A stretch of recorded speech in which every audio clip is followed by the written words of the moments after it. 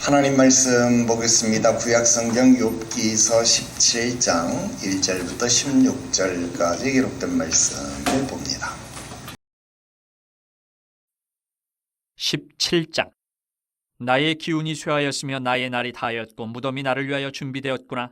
나를 조롱하는 자들이 나와 함께 있으므로 내 눈이 그들의 충동함을 항상 보는구나. 청하건대 나에게 담보물을 주소서. 나의 손을 잡아줄 자가 누구리이까? 주께서 그들의 마음을 가리어 깨닫지 못하게 하셨사오니 그들을 높이지 마소서. 보상을 얻으려고 친구를 비난하는 자는 그의 자손들의 눈이 멀게 되리라. 하나님이 나를 백성의 속담거리가 되게 하시니 그들이 내 얼굴에 침을 뱉는구나. 내 눈은 근심 때문에 어두워지고 나의 온 지체는 그림자 같구나. 정직한 자는 이로 말미암아 놀라고 죄 없는 자는 경건하지 못한 자 때문에 분을 내나니 그러므로 의인은 그 길을 꾸준히 가고 손이 깨끗한 자는 점점 힘을 얻느니라. 너희는 모두 다시 올지니라. 내가 너희 중에서 지혜자를 찾을 수 없느니라. 나의 날이 지나갔고 내 계획 내 마음의 소원이 다 끊어졌구나. 그들은 밤으로 낮을 삼고 빛 앞에서 어둠이 가깝다 하는구나.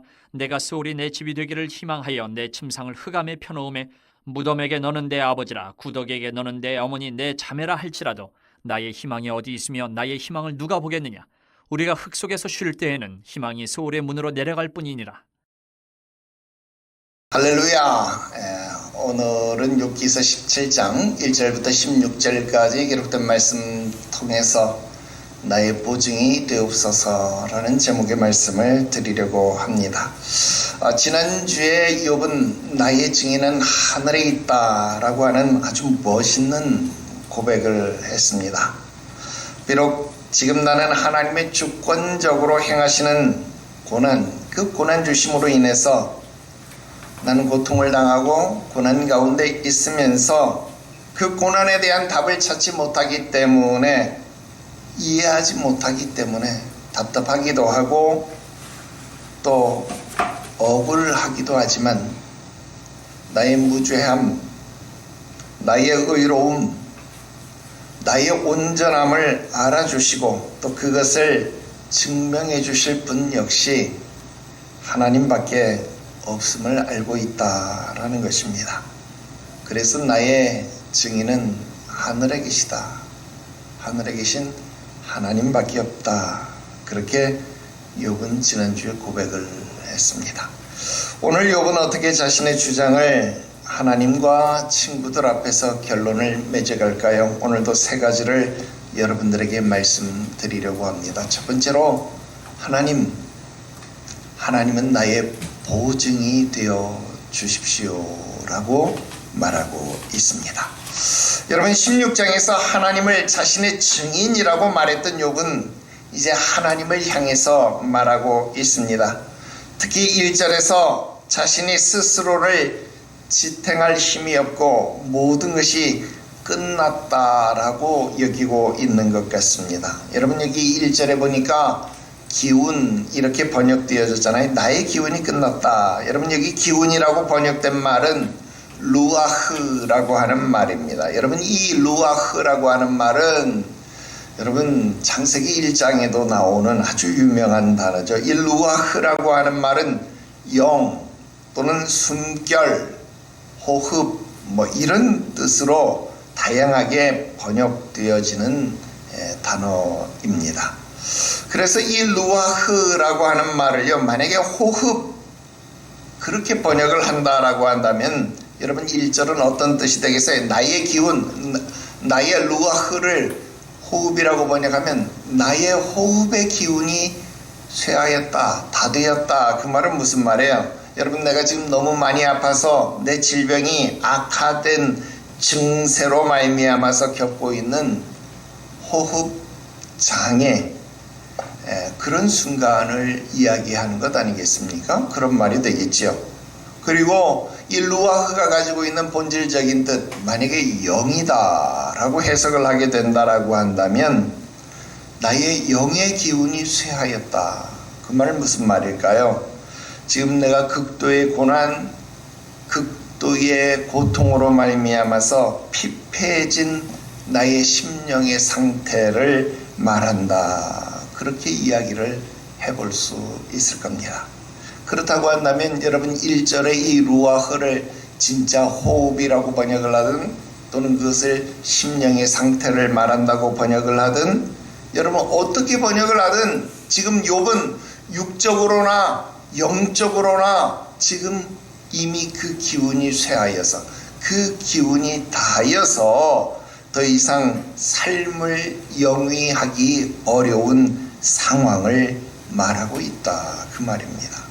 그러니까 차라리 나는 죽고 싶다, 죽기를 원한다 그 말입니다. 그런데 지금 이 1절의 상황이 어쩌면 지금 우리 모두의 상황이 아닐까요? 여러분 육적으로도 우리의 기운, 그러니까 우리의 루아흐가 다해서 숨쉬기조차 힘들 지경이더라 하는 것입니다. 모든 상황이 우리가 숨 쉴 수 있는 공간이 없다 그 말입니다. 애써서 집을 한 칸 마련해 보려고 했더니 대출 규제가 갑자기 떡 생겼대요. 그래서 대출을 받으려고 계획했던 사람들이 반차를 내고 하루 종일 이 은행 저 은행 뛰어다니고 대출을 받을 수 있습니까? 문을 두드려 봤지만 돌아오는 답은 대출을 받을 수 없다라는 답변만 받았다는 겁니다. 그래서 서울 시내 평균집, 그냥 여러분 강남 뭐 수십억짜리 아파트 말고 서울 시내 평균 집값이 13억 5천이래요. 평균 내면 집값이. 근데 대출 규제를 6억으로 딱 묶으니까 여러분 현금이 얼마 있어야 집을 살 수 있어요? 7억 5천. 7억 5천. 여러분 7억 5천이 없으면 집을 못 사는 거예요. 그런데 국회에서 청문회를 하는데 총리 후보자가 장롱 속에 현금 뭐 얼마씩을 넣어놓고 썼다고 그렇게 얘기하는 게 여러분 기가 막힐 노릇 아닙니까? 정말 어려운 일이 아닐 수 없죠. 숨 쉴 공간이 없다 이 말입니다. 그렇다고 영적으로 우리의 기운, 성령의 루아흐가 정말 충만해서 날마다 내가 매일 기쁘게 순례의 행함은 주의 영이 함께함이라 여러분 찬송 부르면서 형통한 삶을 살아가느냐? 그것도 아니더라 이 말이에요. 그러니까 하루하루 겨우겨우 연명해 가고 있다 하는 겁니다. 그리고 1절부터 어쩌면 우리의 모습을 표현해주고 있다 하는 겁니다. 2절 지금 더욱이 힘든 것 어떤 겁니까? 그들, 그러니까 조롱하는 자들이죠. 즉 친구들의 비난과 책망이 견디기 힘들 정도로 지속되고 있다라고 말하는 겁니다. 특히 욥은 지금 그들의 조롱함을 뭐라고 말하고 있어요? 충동함이다. 그렇게 표현하고 있습니다. 여러분 이 충동함이다라고 번역된 말은요 우리가 잘 아는 단어예요. 마라라고 하는 단어입니다. 이 말 무슨 뜻이죠? 쓰다라는 말 아닙니까? 쓰다. 그것도 아주 쓰고 쓴 물, 그래서 도저히 마실 수 없는 물, 그 물이 바로 마라입니다. 괴로움이다 그런 뜻입니다. 여러분 룻기서에서도 나오미가 자기의 이름을 나오미, 그러니까 은혜, 사랑을 받는 자, 기쁨을 가진 자, 나를 나오미라고 부르지 마라. 차라리 나를 쓴물이라고 부르라. 나를 쓰디쓴물, 인생의 고해를 건너는 자, 쓰디쓴물을 마시는 자, 나를 마라라고 불러라. 여러분 나오미도 자기를 마라라고 이야기를 했습니다. 여러분 이상하게 인생에서 극심한 고통과 고난을 겪는 자들은 한결같이 자신을 빗대어서 마라 그렇게 이야기를 하고 있습니다. 여러분 우리 주변도 온통 마라 웅덩이밖에 없는 것 같습니다. 하나를 해결하면 또 하나의 마라가 나를 기다리고 있습니다. 도무지 끝이 보이지 않는다라는 겁니다. 이런 상황 속에서 욥이 할 수 있는 유일한 탈출구가 무엇입니까? 하나님께 하소연하는 겁니다. 3절 무엇입니까? 하나님 나에게 담보물을 주소서. 다시 번역을 해보면 하나님 나에게 보증이 되어 주십시오, 그런 말입니다. 어떤 보증이 되어 달라는 겁니까? 하나님께서 나의 무죄성을 입증하고 보증할 수 있는 그런 보증인이 되어 달라라고 하는 말입니다. 여러분, 여기서 보증물, 담보물, 그렇게 번역되어진 이 말은 아라브라고 하는 말입니다. 보증을 서다, 그런 뜻입니다. 어떤 방법으로요? 나의 손을 잡아주는 방법으로. 이 손을 잡아주다 하는 말은 타카라는 말인데, 손을 치다라는, 마치 바톤 터치를 하듯이 손을 치다라는 거예요. 손을 치다, 보증을 서는 의미 있는 행동을 의미하는 것 같아요. 뭐 요즘으로 치면 인감도장증, 옛날 아이들 할 때 이렇게 하고 새끼손가락하고 이렇게 도장 찍는 거 있잖아요. 손을 치는 행동, 인감도장을 찍는 것과 같은 행동. 즉 나의 손을 쳐서 나의 보증이 되어줄 자는 하나님 당신밖에 없습니다. 바로 그 이야기를 하고 있습니다.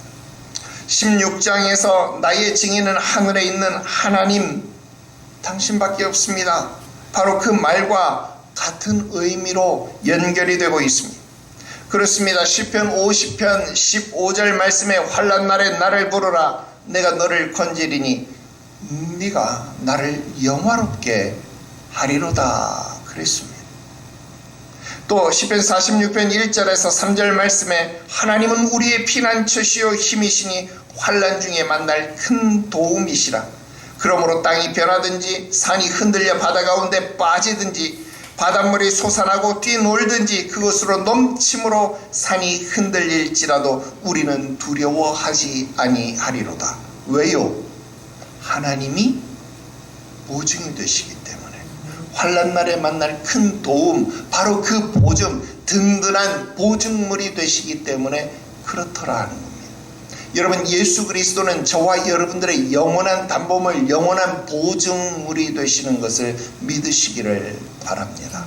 우리가 휘장에 찢어진 부분을 통하여 하나님의 은혜의 보좌 앞으로 담대히 나아갈 수 있는 그 보증물이 바로 예수 그리스도다라고 하는 것입니다.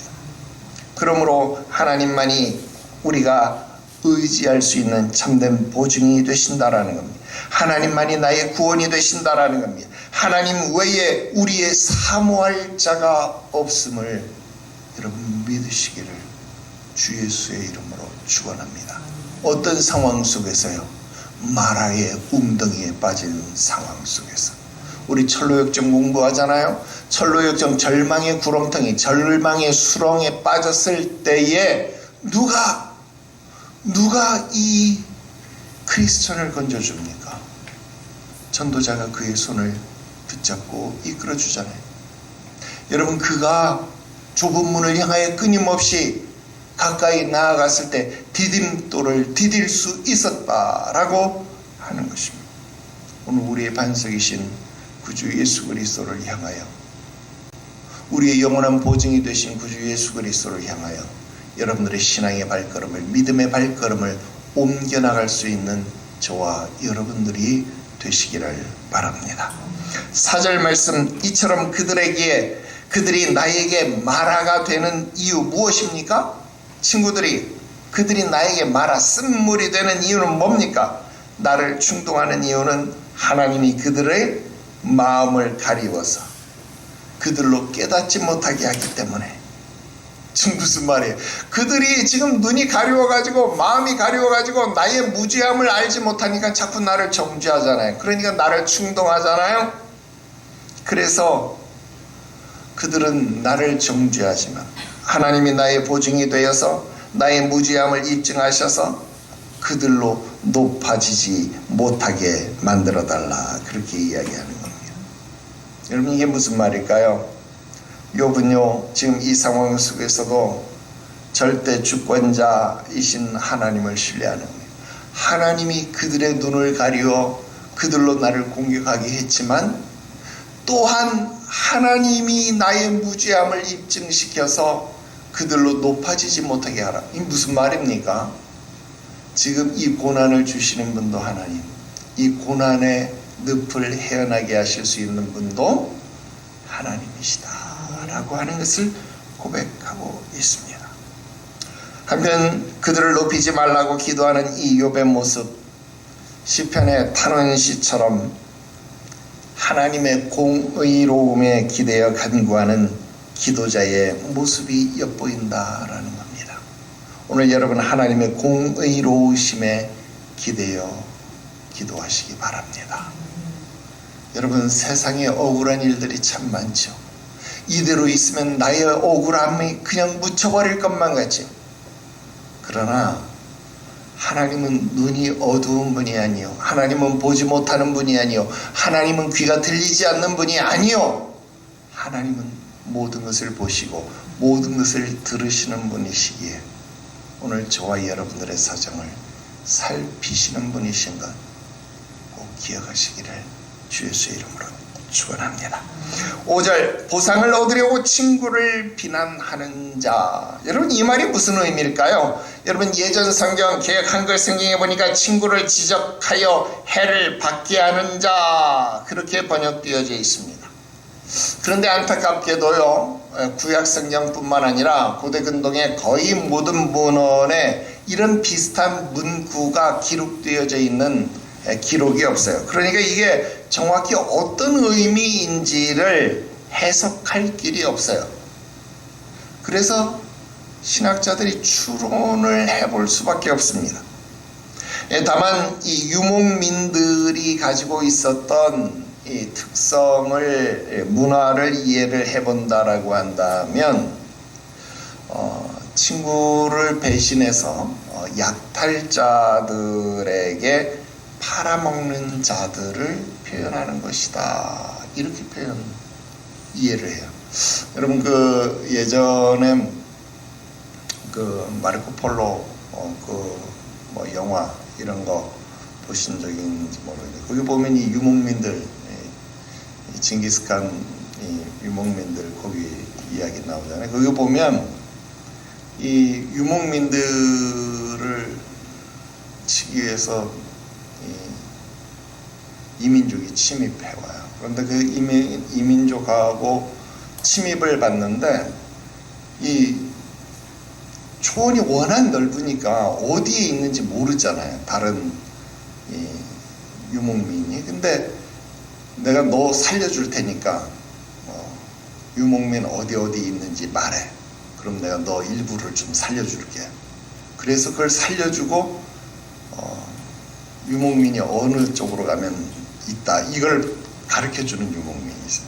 바로 그것을 지금 친구를 지적해서 팔아넘기는 자, 바로 이때 그 의미를 해석한다 하는 거예요. 그래서 바로 그런 자들이 아닌가, 약탈자들에게 팔아먹는 자들을 가리키는 표현이 아닌가, 그렇게 이야기를 합니다. 만약에 이런 표현이 옳다라고 한다면 지금 욥은 자신의 친구들을 바로 그런 이 파렴치한 자들에게 비유를 하고 있다라는 겁니다. 그렇다면 그런 자의 후손은 어떻게 된다는 거예요? 눈이 먼다, 그러니까 그런 저주를 받을 일이다, 그렇게 간주되고 있다는 거예요. 그러면 그런 저주를 상정하고서라도 친구들을 그런 약탈자들에게 자기를 팔아넘기는 자, 그렇게 비유할 정도라면 지금 욥이 느끼는 배신감, 지금 욥이 느끼는 적개심이라고 하는 것이 얼마나 큰가라는 것을 우리가 조금은 상상해 볼 수 있겠다라는 겁니다. 그러니까 지금 이런 상황 속에서 하나님 아니면 나를 도와줄 자는 아무도 없습니다, 지금 이 표현이 되는 겁니다. 자, 두 번째 말씀 드립니다. 욥은요, 친구들에게 야, 제대로 한판 붙자. 그렇게 결의를 불태우고 있습니다. 자, 6절 말씀 보겠습니다. 하나님은 나를 백성의 속담거리가 되게 하셨다. 여러분, 이 말은요, 맞으면서도 틀렸고 틀리면서도 맞는 말이 됩니다. 왜냐하면 지금 욥이 말하는 이 의미는 무슨 말일까요?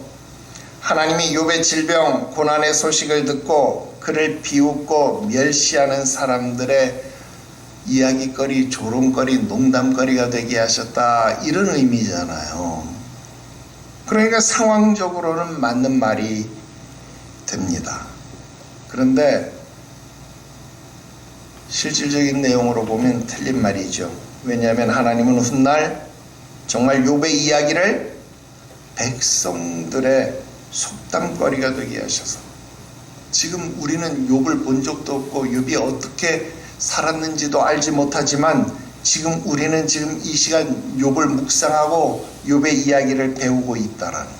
그러니까 여러분, 진짜 어때요? 욥의 이야기는 지금 백성들의 이야기거리가 되고 있잖아요. 우리의 이야기거리가 되고 있잖아요. 그러니까 욥의 이야기는 그 당시는 틀렸지만 지금은 맞는 말이 되었다라는 겁니다. 또 당시에는 사람들이 욥에게 침을 뱉었는지 모르지만 오늘날에는 어때요? 욥에게 침을 뱉기는커녕 오히려 그에게 칭송을 하고 있다라고 하는 상황이에요. 그러면 이 말은 틀리면서도 맞는 말이 된다라는 겁니다. 그렇습니다. 오늘 저와 여러분들의 삶이 이렇더라는 겁니다. 우리 그리스도인들의 삶이 오늘 기독교에 말하는 바가 그렇더라는 겁니다. 여러분, 천국을 말하고 부활을 말하고 지옥을 말하고, 여러분, 이것이 세상 사람들에게는 허황되게 보인다는, 십자가의 도가 세상 사람들에게 미련하게 보인다라는, 거짓말하는 것처럼 보인다, 그 말입니다. 우리가 거짓을 말하는 것 같으나 참을 말하는 자인 것을 여러분들이 믿으시기를 바랍니다. 또 뿐만 아니라 고린도후서 4장 8절에서 10절 말씀, 우리가 사방으로 우겨쌈을 당하여도 쌓이지 아니하고 답답한 일을 당하여도 낙심하지 아니하며 박해를 받아도 버림받지 아니하고 거꾸로 뜨림을 당하여도 망하지 아니하며 우리가 항상 예수의 죽음을 몸에 짊어지는 것은 예수의 생명이 또한 우리 몸에 나타나게 하려 하심이다. 그렇게 말씀합니다. 또 16절에서 18절 말씀에, 그러므로 우리가 낙심하지 아니하노니 우리의 겉사람은 낡아지나 우리의 속사람은 날로 새로워지도다. 우리가 잠시 받는 환난에 경한 것이 지극히 크고 영원한 영광에 중한 것을 우리에게 이루게 하려 함이니 우리가 주목하는 것은 보이는 것이 아니요 보이지 않는 것이니 보이는 것은 잠깐이요 보이지 않는 것은 영원함이로다. 그렇게 이야기를 합니다. 여러분, 보이는 것이 전부가 아닙니다. 여러분, 지금 이 세상에 있는 것이 전부가 아니더라 하는 것입니다. 그러므로 오늘 눈앞에 있는 수치를 인하여 곤고하고 괴로워하지 마십시오. 너희가 환난을 당하면 온전히 기뻐하라. 하늘에서 너희의 상이 크미니라. 7절 말씀, 내 눈은 근심 때문에 어두워지고. 그렇지요? 여러분, 극심한 고통과 슬픔에 잠기게 되면 눈앞이 캄캄하여지고 아무것도 보이지 않는 경험 우리가 하게 됩니다. 나의 온 지체는 그림자 같구나. 여러분, 여기 온 지체라고 번역된 말은 야추르라고 하는 말인데요, 이 말은 구조물, 뼈대 이런 뜻입니다. 그런데 이게 무슨 말입니까? 여러분, 그림자에 야추르, 그러니까 뼈대가 있는 거 보셨나요? 그림자엔 뼈대가 없잖아요. 그런데 지금 내 온몸이 그림자 같다. 이게 무슨 말일까요? 그 말은 아무 힘도 없다는 거예요. 또 그림자는 빛에 따라서 줄었다 늘었다 또 방향도 제 마음대로 바뀌는 것이 그림자 아닙니까? 그래서 성경에서 그림자 그렇게 이야기를 하면 인생의 허무함, 또 나약함, 뭐 인생의 비련함 그런 것들을 비유하는 것이 바로 그림자다 하는 거예요. 자, 그런데 지금 내 눈이 캄캄하여지고 내 인생은 그림자 같다 그렇게 이야기를 하는 겁니다. 자, 8절 이처럼 인생이 캄캄하여지고 무기력함을 느낄 때 우리 인생들이 느끼는 반응이 뭘까요? 정직한 자는 이것으로 놀라게 된다. 여러분 여기서 놀란다라고 하는 말은요, 샤맴이라고 하는 말입니다. 아찔하다, 마비되다, 소스라치게 놀라다 그런 뜻입니다. 여러분 너무나도 의외의 현실을 마주하게 되면요 크게 놀라고 잠시 아찔하고 온몸이 얼어붙는 그런 상태를 말합니다. 여러분 자전거 배워보신 적 있죠? 나는 어렸을 때에 자전거를 배웠는데 일기 목사님 앞에 자전거를 배웠어요. 그 일기 목사님이 뒤에서 자전거를 이렇게 잡아오면서 나보고, 야 생해봐, 내가 뒤에서 자전거를 이렇게 꼭 잡고 있을 테니까 넌 걱정하지 말고 앞만 보고 페달만 돌리면 자전거는 앞으로 쭉 나가. 그러니까 내가 뒤에서 꼭 잡고 너를 뒤따라갈 테니까 너는 앞만 보고 페달만 열심히 돌려. 그러면 자전거는 앞으로 쭉 나가게 돼 있어. 내가 그 말 열심히 믿었죠.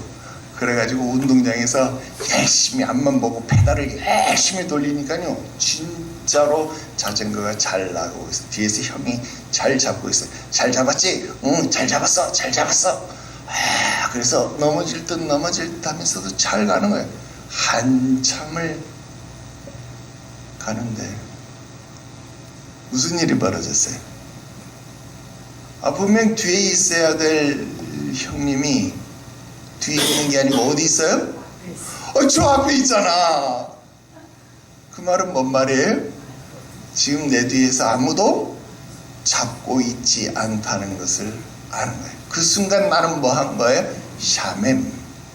그 순간 내가 소스라치게 놀란 거예요. 그 순간 내 발이 경직돼서 페달을 돌리지 못하고 얼어붙는 거예요. 핸들도 얼어붙는 거예요. 손도 얼어붙고 발도 얼어붙고 그 순간 자전거는 어떻게 됐어요? 넘어진 거예요. 소스라치게 경직됐으니까 넘어진 거예요. 여러분 이게 샤맨. 정직한 자는 이렇게 된다는 거예요. 또 죄 없는 자들은 경건하지 못한 자들 때문에 분을 낸다. 여러분 일반적인 해석이라고 한다면 여러분 악인을 보고 분을 품는다. 여러분 당연한 해석이겠죠. 그런데 욥은 친구들과 관계 속에서 지금 이 말을 하고 있으니까 무슨 말일까요? 소위 죄가 없다라고 그들은 말하면서 죄가 있다라고 말하는 욥을 향하여서 지금 비난하고 정죄하고 있잖아요. 그러니까 지금 욥은 반대로 자기는 죄가 없어요. 그리고 비난을 하고 있는 저들은 죄가 있어요. 그러니까 욥의 친구들은 욥을 향하여 분을 낼 것이고 반대로 욥은 저들을 향해서 분을 낼 것이다 라는 겁니다. 자, 그러니까 9절 욥의 결기가 보이는 9절입니다. 자, 욥은 지금 이런 상황, 자기를 캄캄하게 만들고 온 지체를 그림자처럼 무기력하게 만들었음에도 불구하고 물론 의인, 지금까지는 물론 자칭 의인입니다. 욥이 자기 스스로를 의롭다고 지금 계속 얘기하고 있잖아요. 아직 하나님도 인정해 준 것 아니고 친구들도 인정한 것 아니에요. 누구만 의롭다고 말하고 있어요? 자기 스스로, 자기 혼자만 의롭다고 말하고 있습니다. 그러나 나는 지금 그 길을 어떻게 하겠다는 거예요? 의인은 꾸준히 그 길을 가겠다라는 겁니다. 여러분 이 결기를 욥은 꺾지 않습니다. 그러니까 후에 23장에 가면요 23장 10절에서 여러분들 너무나도 잘 아는 구절 있죠. 욥이 뭐라고 말합니까? 나의 가는 그 길 오직 그가 아시나니 그가 나를 단련하신 후에 내가 정금같이 나오리라. 그 고백의 근거가 무엇입니까? 나는 의인이기 때문에 나는 이 길을 계속하겠다라고 하는 겁니다. 여러분 적어도 신앙, 적어도 믿음은요, 이런 결기를 가지고 나아가야 되겠다라는 것입니다. 또 손이 깨끗한 자는 점점 힘을 얻는다라는 것입니다. 즉 의로운 자는요, 시간이 가면 갈수록 그림자처럼 무기력해지는 것이 아니라 더욱 힘을 얻게 될 것이다 라는 겁니다. 구구절절 옳은 말입니다. 물론 지금은요, 성숙한 욥이 아니라 젊은 욥이라고 표현하고 싶어요. 그래서 자신의 회복에 대한 소망과 기대라고 말하는 것이 아니라 두고 봐라, 내가 반드시 승리할 것이다 라고 말하는 결백 증명에 가까워 보입니다. 물론 그게 나쁘다는 것 아닙니다. 젊었을 때 분명 이런 것이 필요합니다. 그런데 나이가 들어 보니까요, 그리고 조금 더 성숙해지고 보니까요, 그게 중요하지 않더라 하는 겁니다.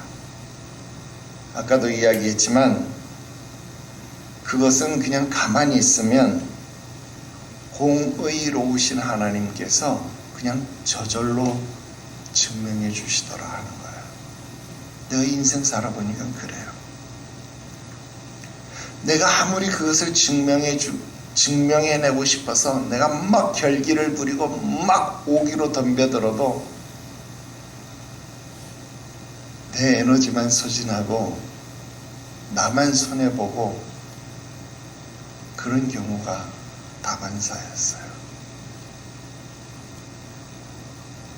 내가 좀 손해보는 것 같아도, 내가 좀 억울한 일을 당하는 것 같아도 그냥 가만히 있으니까 하나님이 알아서 내 억울함을 갚아주시더라 이 말이에요.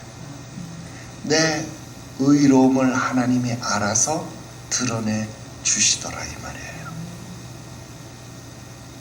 여러분, 악인이 제 아무리 번성하고 의인이 제 아무리 억압을 받는 것처럼 보여도 여러분, 이 땅 위에 변하지 않는 하나님이 세워놓은 법칙이 있는데 그게 뭔지 압니까?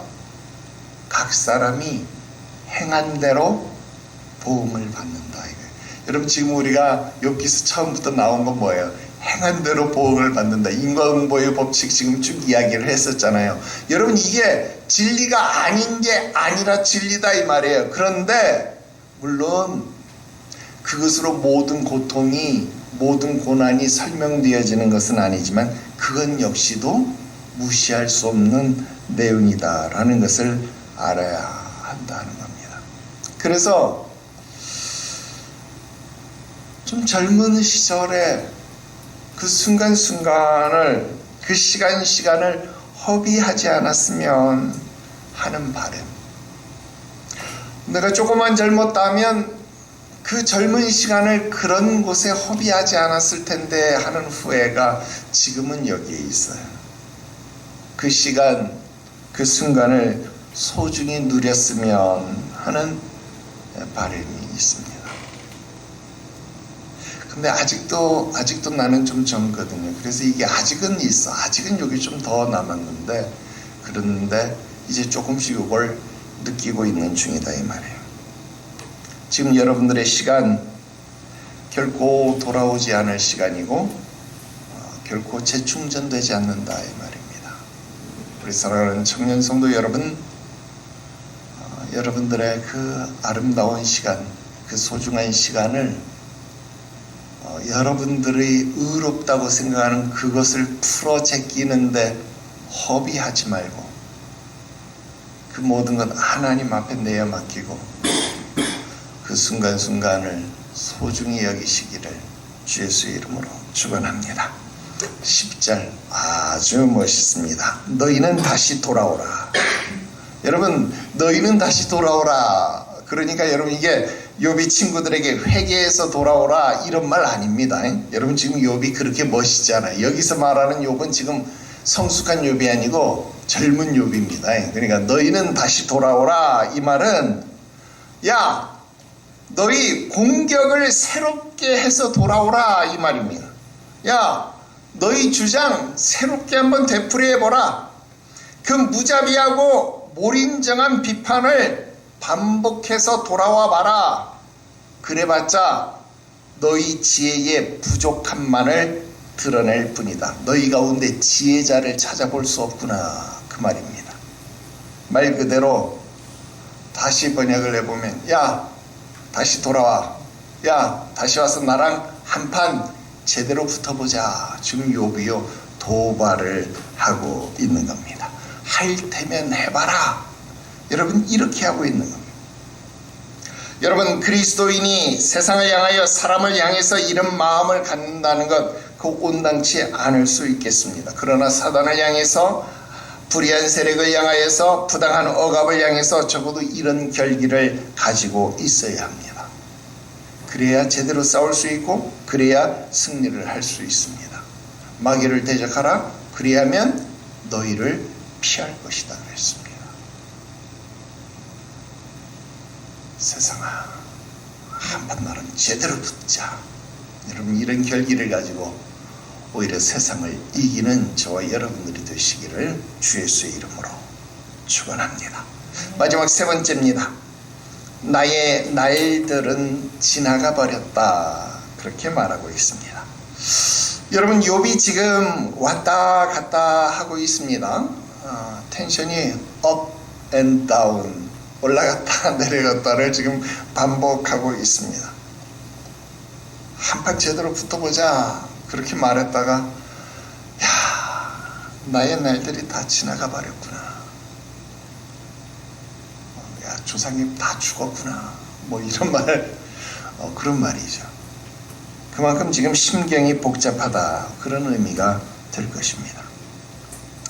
방금 전까지 싸움의 결기는 오간되었고 다시 급 다운된 욥의 모습이 보입니다. 11절 나의 날이 지나갔다.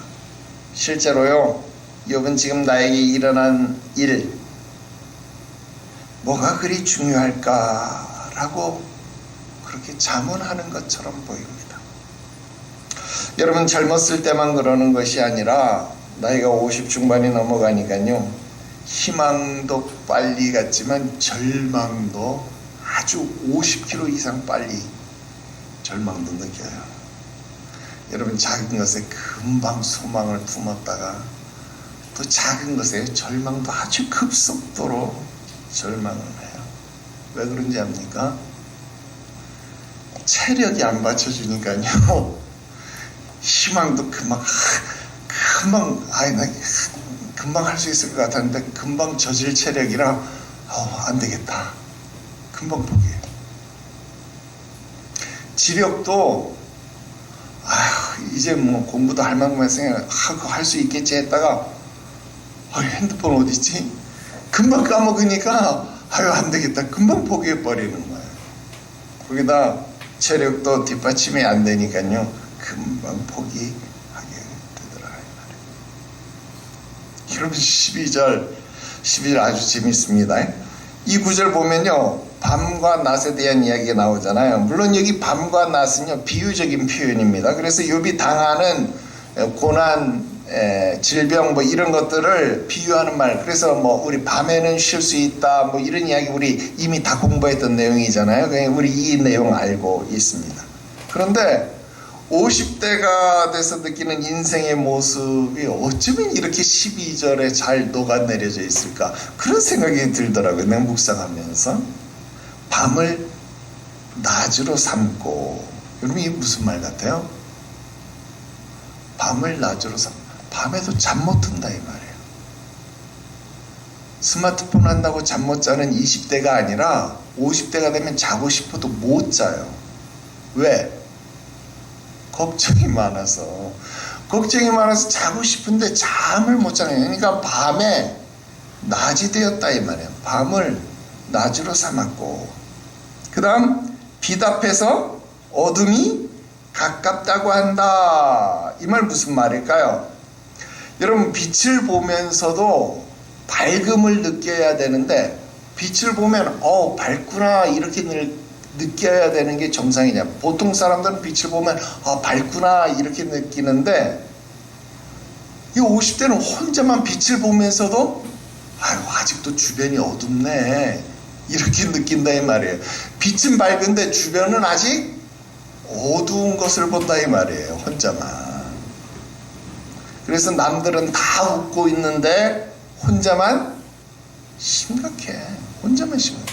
세상의 걱정거리를 50대는 혼자만 짊어진 거예요. 그래서 가족은 다 해맑게 치킨 뜯고 있는데 가장 아빠는 혼자만 세상 근심 걱정 다 짊어지고 혼자만 이러고 있는, 심각하게 있는 거예요.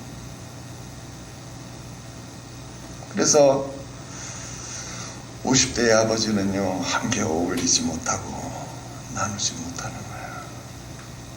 우리 사랑하는 딸들, 청년들, 50대 아버지 애교 많이 부려줘야 됩니다. 응? 같이 치킨 먹자고 자꾸 해줘야 됩니다. 아버지 외롭지 않게 자꾸 품어줘야 됩니다. 왜? 혼자만 빛을 보면서 어두움을 느껴요. 다른 사람 말이 아니면 내 말이에요, 내 말. 그러니까 다른 아버지들도 아마 그렇지 않을까 싶은 생각이 살짝 들어요. 그래서 이 12절 보면서 나는 오늘 이번 주에 욥기서 준비하면서 이 12절에서 아주 큰 감동 받았어요. 그래서 여러분들 앞에 12절 그렇게 얘기하니까 한번 12절은 여러분들 그렇게 한번 또 해석해 보세요. 자, 이제 마치려고 해요. 13절에서 16절 어려운 거 없어요. 한마디로 죽겠다라고 하는 말이고 죽음을 말하고 있습니다. 그런데 13절에서 16절 죽음을 말하고 있는데요. 죽음과 어울리지 않는 단어가 계속 지금 눈에 들어오고 있죠. 13절에도 나오고 15절에도 나오고 16절에도 나오고 있는 단어입니다. 무슨 단어? 희망이라는 단어가 나옵니다. 그런데 이 13절과 15절에 쓰인 희망이라는 단어, 똑같은 희망이라는 단어인데요. 원어로 보면 두 개의 단어가 사용되고 있습니다. 13절에 나오는 희망이라는 단어는요, 카와라는 단어입니다. 말 그대로 바라다, 소망하다라는 뜻의 단어입니다. 그리고 15절에 쓰인 희망이라는 단어는요, 카와가 아니고 티크와라고 하는 단어입니다. 이 말도 물론 바람, 소망 그런 뜻이 있어요. 그러니까 희망이라고 번역을 했겠지요. 그런데 바람, 소망이라는 뜻과 더불어서 끈, 줄, 묶음줄 이런 뜻도 가지고 있습니다. 사실 지금 욥은요, 죽기를 바라고 있는 것처럼 보이지만 죽기보다 사실 죽음을 말하고 있지만 죽기를 원하지 않고 있습니다. 그죠? 죽기보다 고난에서 노임을 받고 자기의 결백이 입증받기를 희망하고 있다는 거예요. 그래서 그 희망의 줄을 하나님 앞에 묻고 있다 이 말이에요. 오늘 여러분들의 소망이, 여러분들의 희망이 무엇입니까? 여러분들은 무엇에 그렇게 희망의 끈을 묶고 살아가고 있습니까? 여러분, 태풍이 우리나라를 향해서 상륙할 때 맨날 뉴스에 보면 목포 앞바다에 나가 있는 무슨 기자를 부르겠습니다. 여러분, 그 기자가 맨날 목포 앞바다에 나가 있는 배들을 보여주는데 그 배가 어디에? 선착장에 큰 쇠기둥에 묶여있는 밧줄들을 보여주잖아요. 그렇습니다. 배가요, 선착장에 든든히 묶여있지 않으면 그 거센 풍랑, 태풍을 견뎌낼 재간이 없습니다. 여러분, 우리가 이 세상을 살아가는 동안 오늘 여러분들의 희망의 줄이 예수 그리스도에게 묶여 있지 않으면 이 세상을 이겨낼 수 있는 방법이 없습니다. 예수 그리스도는 우리에게 유일한 참 소망이십니다. 여러분, 소망이라고 하는 것, 희망이라고 하는 것은요, 그냥 되면 좋고 안 돼도 어쩔 수 없는 것, 여러분, 그건 소망이 아니에요. 로또가 되면 땡큐고 안 되면 뭐 어쩔 수 없는 것, 여러분, 그건 참된 소망이 아니에요. 자식이 의사가 되면 좋고 의사가 안 돼도 뭐 어쩔 수 없는 것, 그건 참된 소망이 아니에요. 그래서 이런 것들은 성경은 참된 소망이 아니라고 말합니다. 참된 소망은 반드시 이루어지는 것을 말하는 거예요. 그래서 성경은 참된 소망을 두 가지라고 말하는 거예요. 하나는 천국에 대한 소망이고 다른 하나는 부활에 대한 소망을 말하는 겁니다. 여러분, 천국은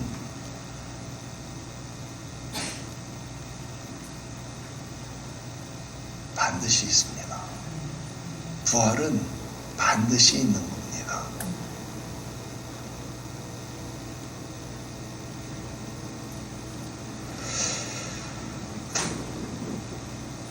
그렇기 때문에 천국에 대한 소망은 참 소망이고 부활에 대한 소망은 참 소망이라고 말하는 겁니다.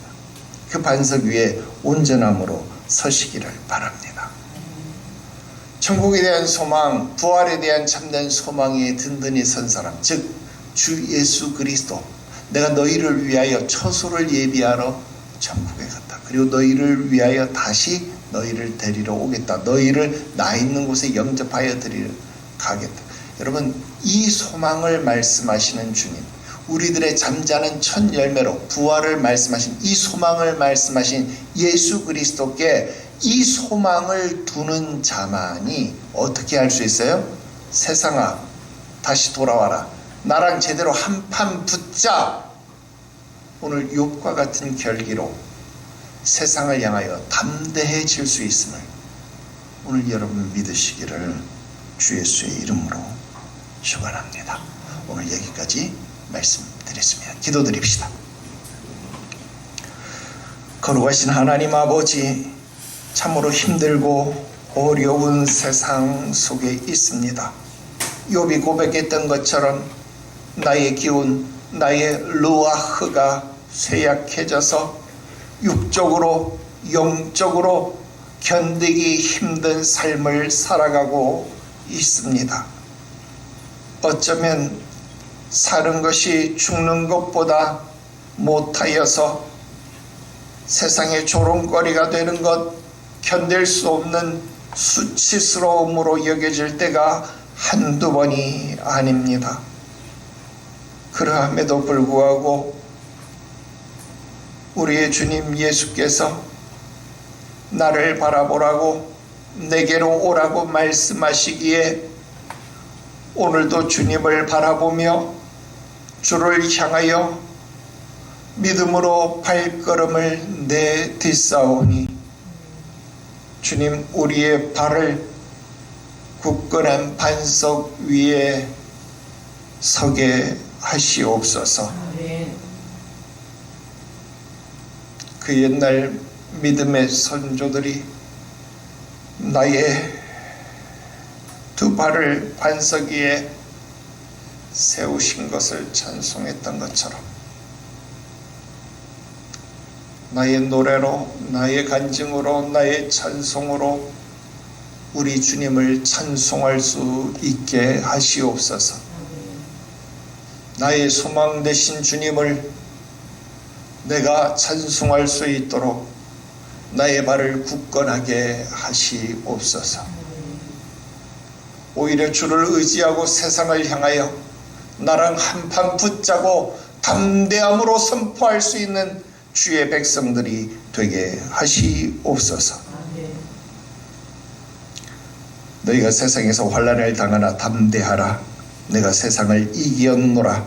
말씀하시는 주님 예수를 따라 저들도 이기게 하시옵소서. 거룩하신 구주 예수님의 이름으로 기도드리옵나이다. 아멘.